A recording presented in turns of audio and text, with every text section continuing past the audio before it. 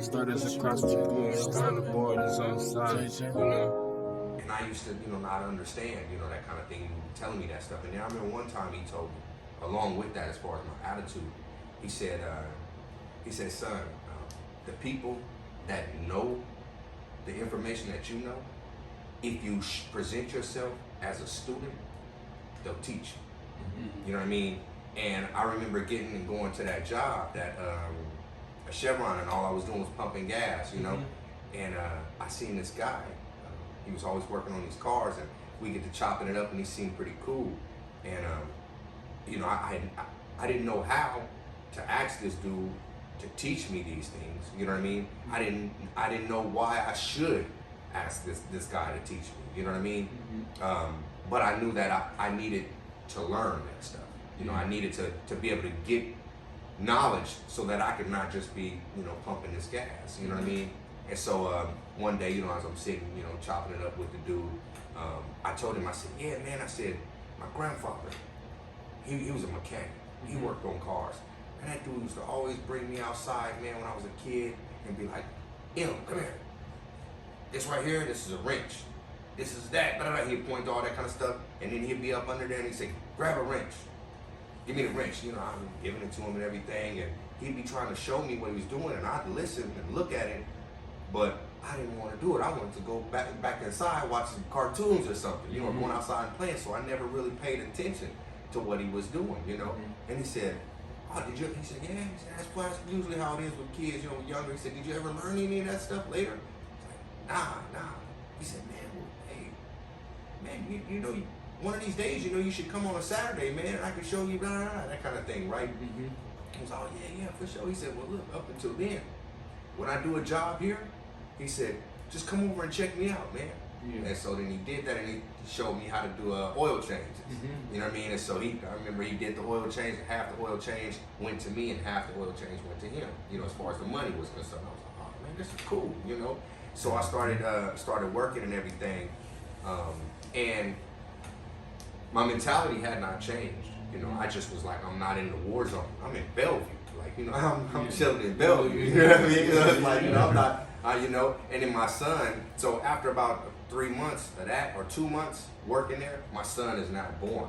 And so my son go back to Bellevue to work on the weekdays. But then every Saturday or Friday night, I'm shooting back out. I'm shooting back out to Bellevue. Back out to Tacoma and being with my son. And each weekend that I would go and be with my son, I didn't realize how my heart was changing each day. You know what I mean? Like each time, I'm going there, I'm changing his diaper. You know what I mean? I'm fixing the bottle, looking at him, he giggling and laughing, and all that kind of stuff. And as I'm there with him, I'm reflecting and thinking about my father. You know what I mean? And like him with me at this age.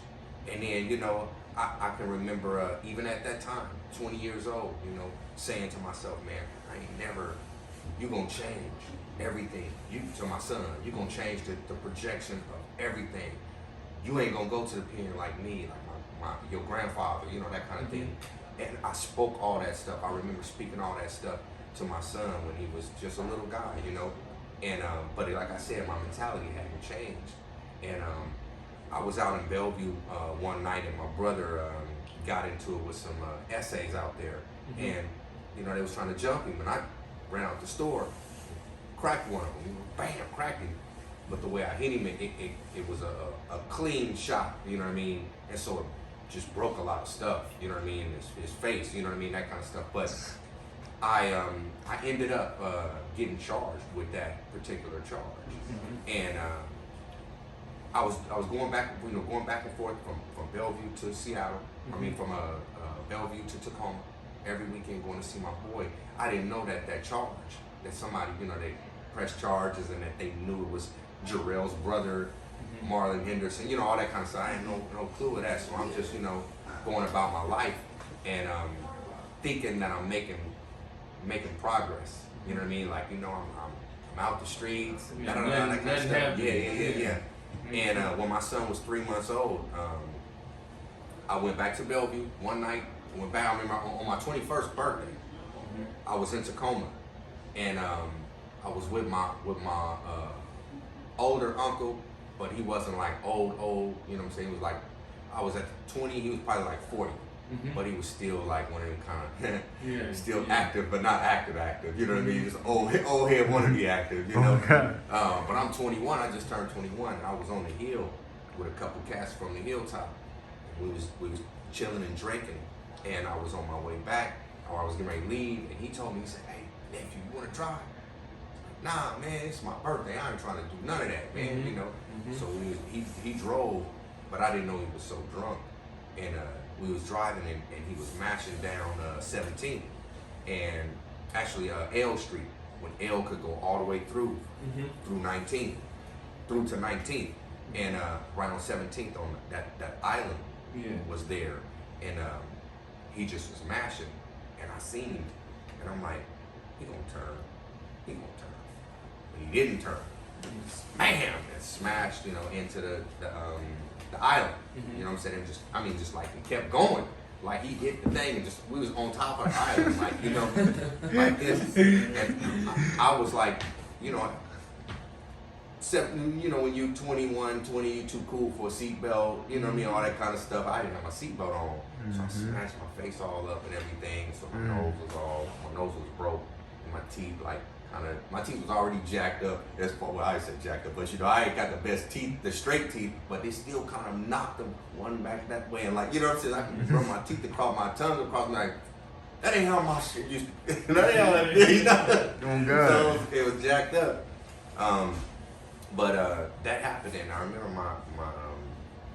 my baby's mom really tripping about how you doing, brother? Marlin. Gary? Nice to meet you, man. Nice to meet you. Yeah, have a seat, man. Tripping with me about that, you know, and the possibility of me dying, you know, in a car accident or something like that, and, you know, leaving your son, you know, all that kind of thing. And for the first time, it was crazy, for the first time, I had broke down crying about my life, about a decision that maybe my life, you know what I mean? Like, I had, you know, Maple Lane, going to Maple Lane, you know, 15, 16, 17, being declined on, charged as an adult, going to Walla Walla at 17, 18, got out when I was 19. And I had never cried for, you know, any, like, things. I was like, I don't know if it was drilled in me from a kid to where you take ownership of what you did.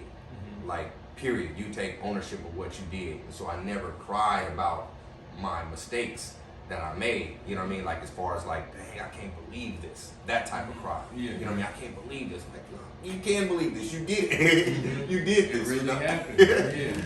But that particular time, you know, thinking of my life and about my son, you know, it broke me down.